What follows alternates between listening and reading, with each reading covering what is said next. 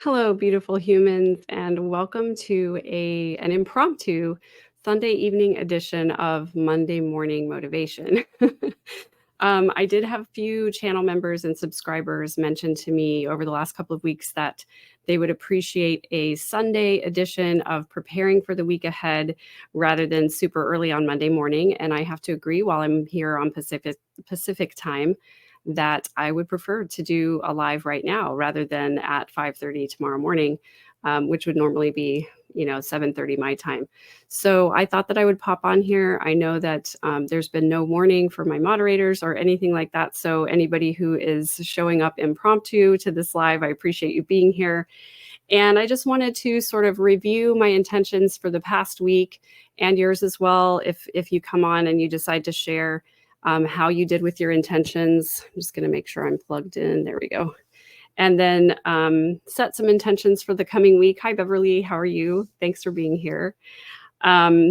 Just to make sure that we set ourselves up for a really fabulous week. So my intention for last week was that I was going to accept things as they come and to not judge or analyze any situations that happen to come up, but just to accept them as they come and to adjust accordingly if need be. And I have to say, I did a pretty decent job of that. Hi, SP Mama 444. Thanks for being here.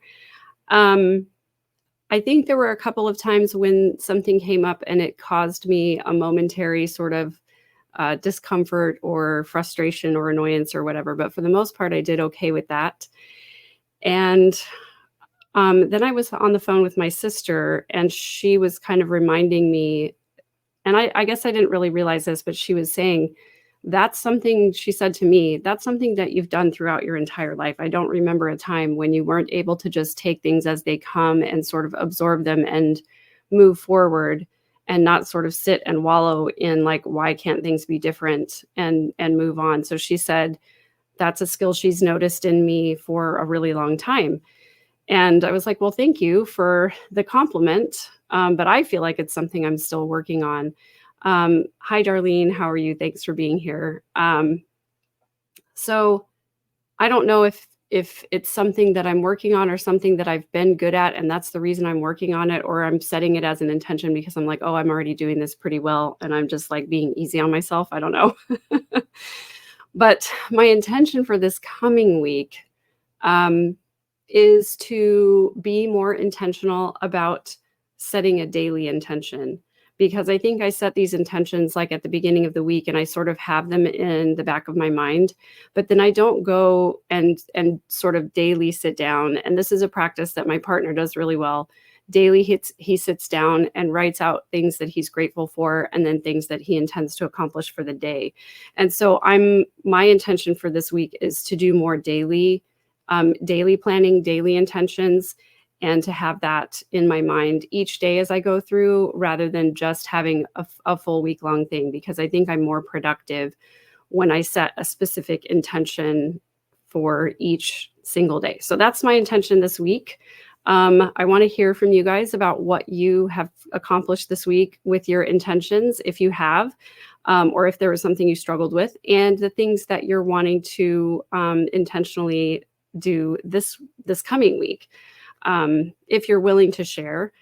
And then I just will also say, I've had a couple of different reflections that I wanted to share. And one was that I've had sort of an overriding intention to live my life in a more simple way and to be more frugal so that I can spend more time with the people that I love and care about. And that's something that I've been doing this last week. I've been visiting with my daughter and son-in-law and my grandson. And actually this last almost 2 weeks that I've been here. And it's been really fulfilling to be here and to sort of like fill up on spending time with the people that I really love and care about. And I've been soaking in this time with them, and especially with my grandson, just enjoying every moment that he wants to be with me. He's 4 years old and has his opinions about who he wants to spend time with and who he doesn't. And it's really funny. Sometimes I'll say, is it okay if I give you a hug? And he'll say, nope. I'm like, okay. So when he does accept and say yes, it makes it even sweeter for me. So I'm trying to just soak in all of that time and sort of plan out where I can spend time with people that I care about more in the future, even when I'm at home and the people that I love are far away from me. Setting the intention to invite people over for dinner or to just like meet friends out. I think sometimes I get to be such a homebody and I get so comfortable in my own little orbit that it's harder for me to break out of that orbit and make plans with somebody far enough in advance that they're available. So sometimes I'm like, oh, I'm not doing anything tonight. Why don't I call a friend? But then it's like, that's, it doesn't give them enough time to plan to say yes. And then it doesn't necessarily, give me enough time to really make it an intentional practice. So that's something I'm working on too. Beverly, thank you so much for this super chat, I think it is. She says, my intention last week was to work on my constant self-shaming. I'm going to continue focusing on that. On Wednesday, my therapist shared this quote: compare yourself to who you were yesterday, not to who someone else is today. I think that's really excellent. Beverly, I love that quote. I love the idea of not comparing yourself to anybody at all. But I think especially in the age of social media, we tend to get into the habit of comparing our worst moments with other people's highlight reel. And we think, oh my gosh, look at everything that she got done today. And I didn't get anything done today. So I'm worthless. And we start this negative self-talk about ourselves based on what we see somebody else doing. And the truth is, that person might have made that Instagram reel in the first hour of the day where they really accomplished a lot. And then they might have just relaxed for the rest of the day. So we have no idea what's really going on behind the scenes in someone else's life. And it's unfair of us to try and compare ourselves to anybody anyway, because we only see little snippets of their lives. So I love this quote and this idea of competing against yourself rather than against other people, and thinking about all the progress that you've made over the last little while. And I have to fight myself getting into the trap of, oh, I haven't made any progress lately. I just feel like I'm stuck in the same place. But when I look over the last 10 years of my life and where I was 10 years ago, or even 5 years ago, I see such a huge, incredible difference that I think comparing yourself to your past self is probably a good occasional practice, and a much better, healthier way of looking at yourself than trying to compare yourself to others. So Beverly, thank you so much for sharing that with us. I appreciate that so much. Hi, Kimmy Jo. Hi, Insightful One. Thanks for joining us. Hi, Renee. Darlene, if I didn't say hi to you as well. I think I did. This is true too. When we spend time comparing ourselves to other people or other situations, then we don't spend enough time being joyful about our accomplishments and the good things that we are and that we do right now. So Darlene says, this week coming, I need to have the pool installers come and set up my pool. My grandchildren are here from away, so I want to spend time at the camper with them. That's wonderful. I think prioritizing spending time, as I was just talking about, with the people that you love is super, super important. And whatever it is that you need to do to prepare for that, to enjoy that time, I think that's a really, really good intention. And then Darlene says she has EMDR on Tuesday. Congratulations to you for going and doing that. I know that I always used to get just a little spike of anxiety every time that I pulled into my therapist's office to do EMDR, because I knew that it was going to be difficult and painful. And then I started recognizing that I feel the same way when I pull into the gym, because I know it's going to be like a hard workout. I'm going to push myself. It's going to be uncomfortable. But when I get done, I feel so much better. So good for you for going to EMDR. And I hope it really goes well. All the good vibes and wishes for you as you do that. SP Mama 444 says, I have to be okay with small progress and take joy in that progress. Is bred of just plowing on. I'm thinking there's typos in there. Join that progress is proof of, I don't know. Cleaned out my bathroom closet and was so mentally exhausted, I forgot I needed to be proud of myself. I totally understand that. Identify with that as well. Yeah, we sometimes we get so like bogged down in the tasks that we're doing that we forget to like take a second and, just congratulate ourselves for getting something done and getting something accomplished. And so I think I'm trying to kind of decipher, um, take joy in the progress. I don't know. Maybe retype that first part of that comment when you get a second. But yeah, take time to be proud of yourself and to congratulate yourself for your accomplishments. I think that's so amazing. Apples, thanks for being here. I don't know if I've seen you here before. If I haven't, welcome. Currently, I'm living with breast cancer, and continuing to compare my new normal to my old normal is damaging as it's gone. My intention is not to grieve the old ways, but embrace the new. I think this is really wonderful. I'm going to read this too. I call it one small thing where I enjoy one thing a day that's just for me, like cake. And I love this because the midlife revolution is all about one small thing. It's all about making one small change that makes a huge difference in our lives. And yeah, when you're going through something that is an upheaval of your normal life, one of the things that I talked about in my How to Heal series that I published last week was radical acceptance. And it's the radical acceptance that your life is different now. And you could spend a lot of time grieving that old part of your life. Or you could just spend time being intentional about enjoying one thing a day about your new life. And I think that's a really wonderful. Also, it's okay to grieve the old ways. It's okay to take some time to grieve the time that you've lost or the things that are different now that you wish could be different. Just as long as we don't live there, right? It's really important to allow ourselves to feel sad and to honor those feelings as they come up, because it teaches us the things that are important to us. But as long as we don't just continue to stay there. So I love this. Thank you for sharing. Thanks for trusting us with this. I really appreciate it. Renee Michelle says, we've had a family reunion this weekend and lots of family out from Utah. Very stressful for me. Although we've been married for 20 years, I'm still that second wife and the evil stepmom. Renee, I'm so sorry that you're still having to go through that. It's so difficult to, blend families, marry families, and to feel accepted when, especially when you're the second wife or the stepmom or whatever. So I totally identify with this. It can be so difficult to navigate that. And I'm sorry that you're going through it.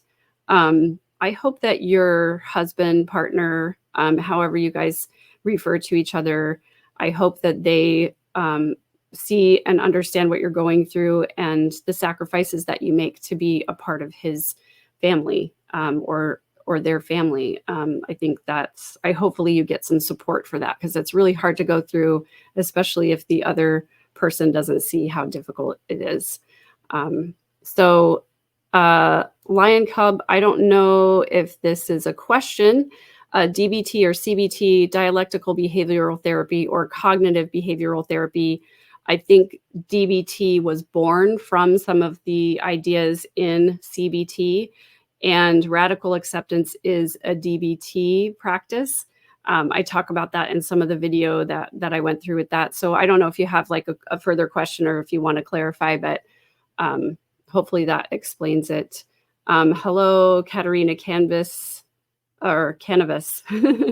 Thanks for joining us today. Anyway, if there's anybody else who wants to share an intention for the coming week, or to share how you did with your intention from last week.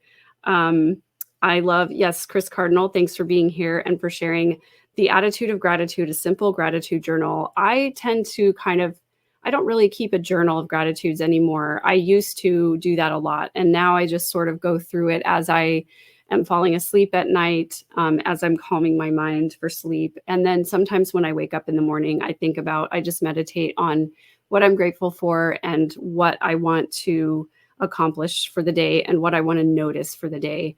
Like this morning, I just said, I knew I was going to be out in nature. I said, I want to notice all of the beautiful things around me and just soak in that nature time. And I want to soak in the time that I have with this last day with the people that I love the most.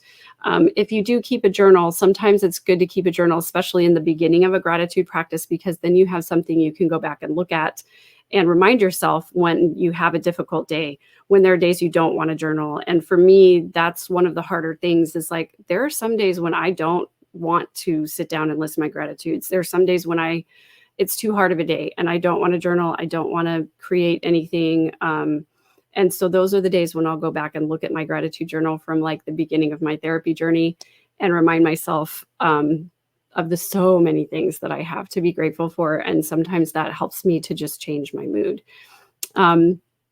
So Lion Cub, thank you for clarifying. Just wondering what was the best. Thank you. It really depends a lot on what you hope to accomplish and where you're coming from in life. If you have a lot of negative self-talk, CBT can be really helpful.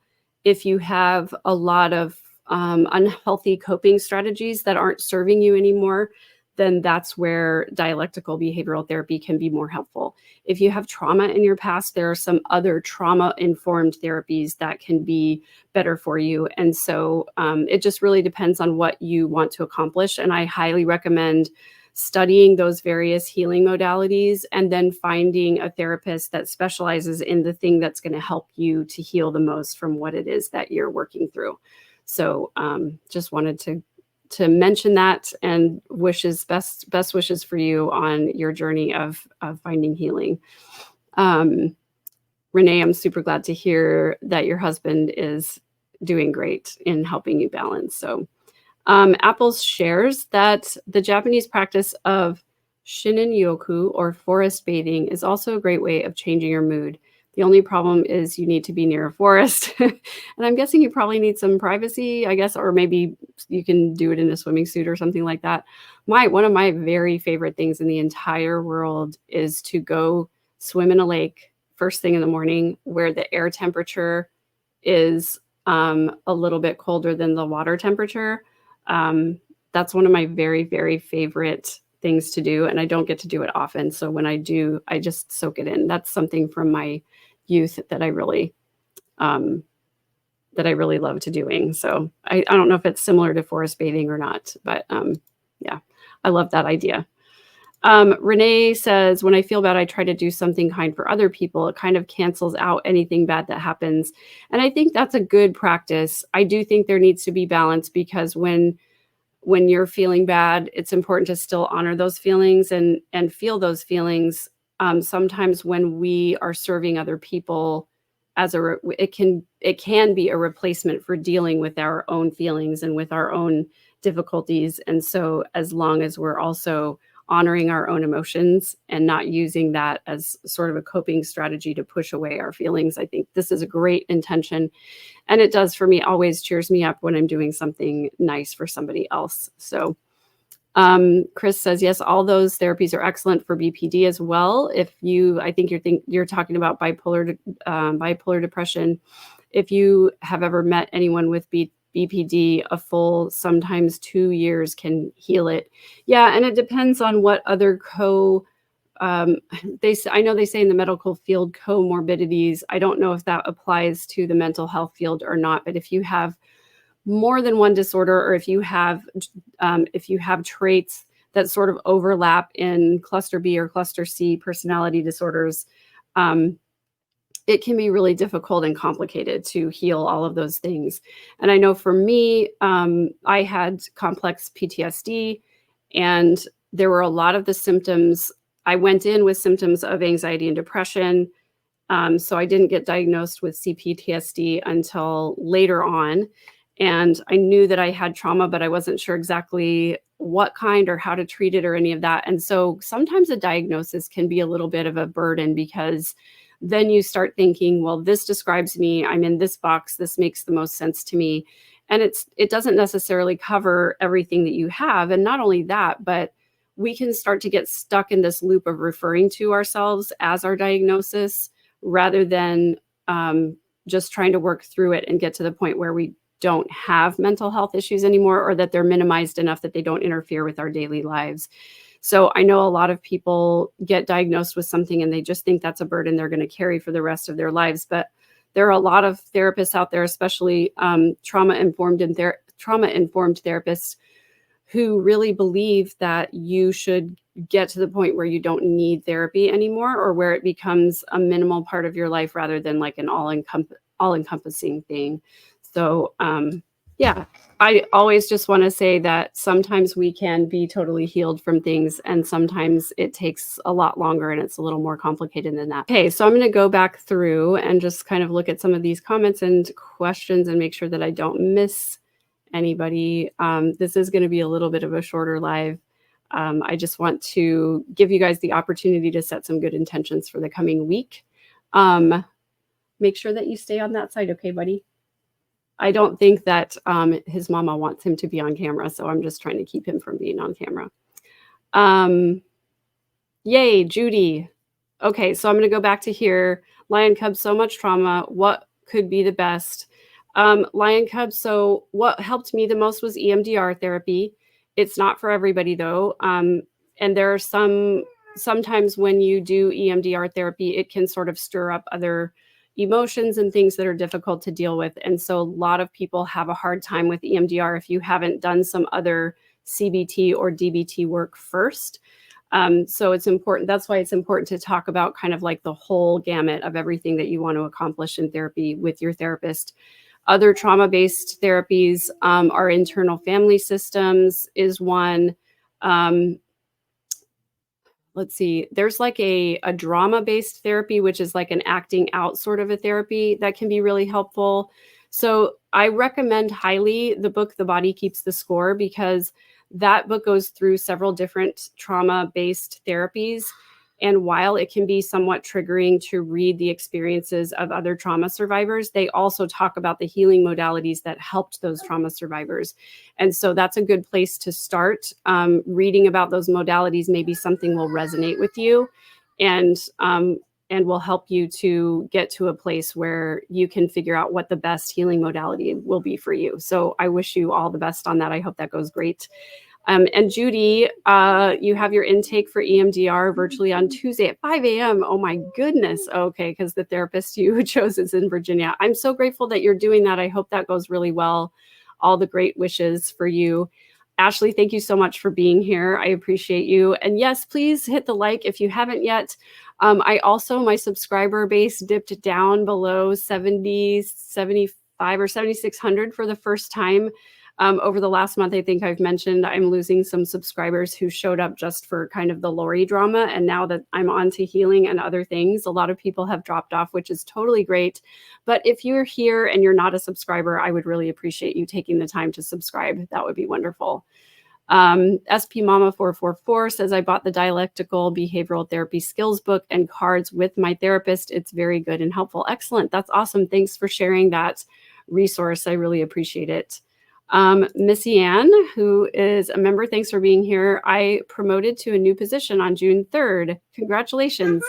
My intention last week was to survive my new direct manager's vacation and drink more water. I did both. Yay, good for you. That is so awesome. And congratulations to you. I'm so glad that that went well for you. I'm glad you're drinking more water. I need to get back into that habit of being more intentional about it. Kimmy Joe, thanks for being here. My daughter shared with me the gratitude thing that she does daily. She drives 40 minutes every morning to work. She goes through the alphabet and naming something she's grateful for. Oh, that's super cool. I love that idea. That would be hard for me because I would get stuck on a letter somewhere and my mind would probably go a million different places. So I'm glad that works for her. I hope that works for some other people as well. Okay, so apples, to describe a little bit more, the core of Shinin Yoku, the quiet of nature. My favorite morning practice was a kayak on the lake. Yes.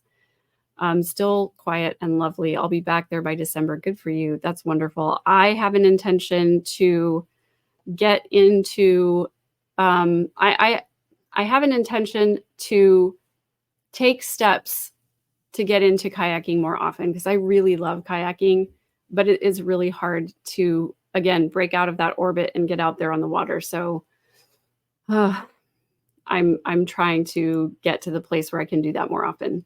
So Davis, thanks for being here.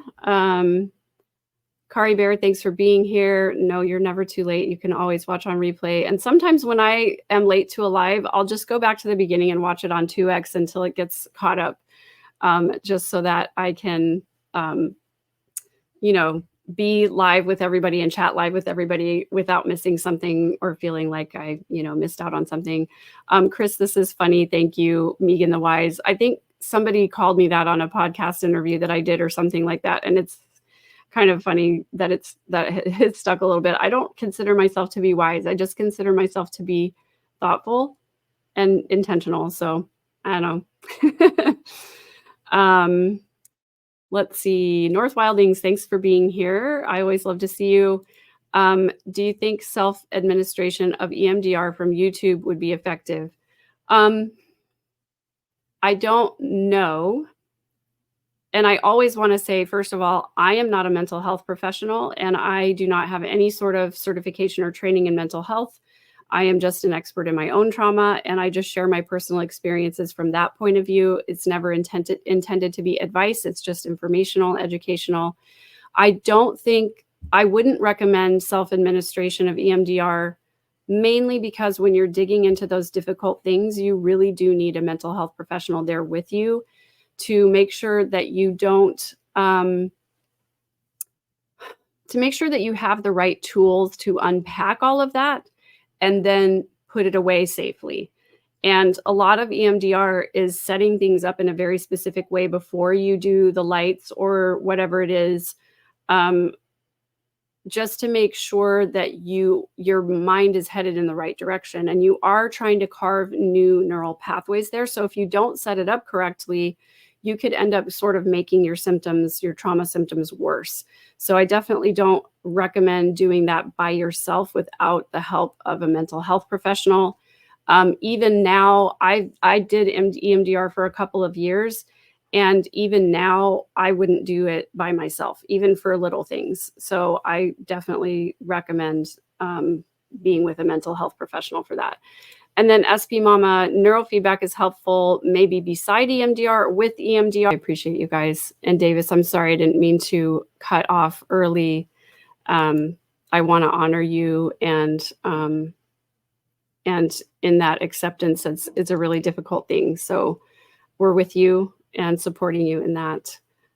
Kari Bear, thank you for sharing this. My dad is dying. I just found out that my brother has cancer. I found myself feeling their feelings for them and realized there's so much enmeshment in my family.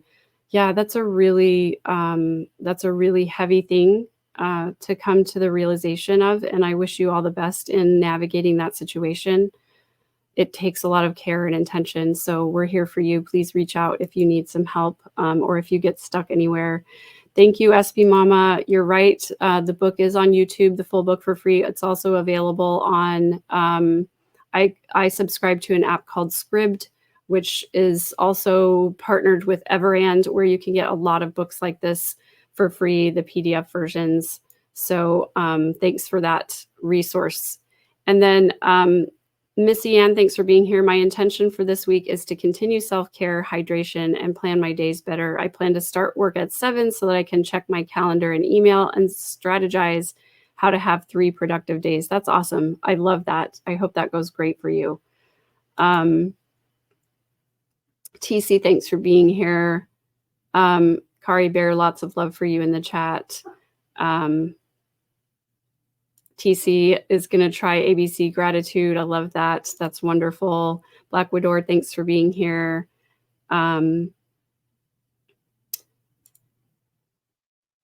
Missy Ann, something I'm proud of is that I'm on pace to hit my goal of reading 52 books this year. That is amazing. I'm carving out time for both learning and enjoyment reading. That's really amazing. Congratulations. That is excellent.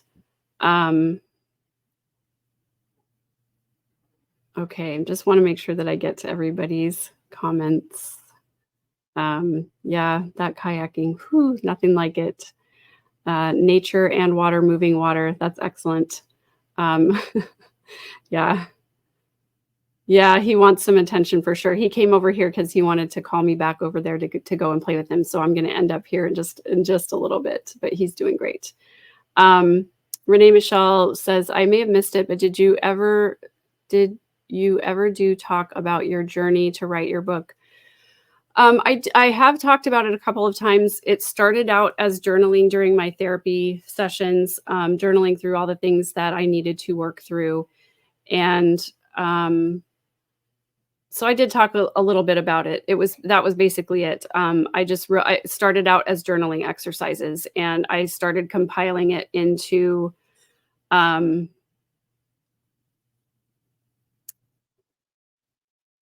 something cohesive that would make sense to other people. And that was hard to do because I wrote it for myself.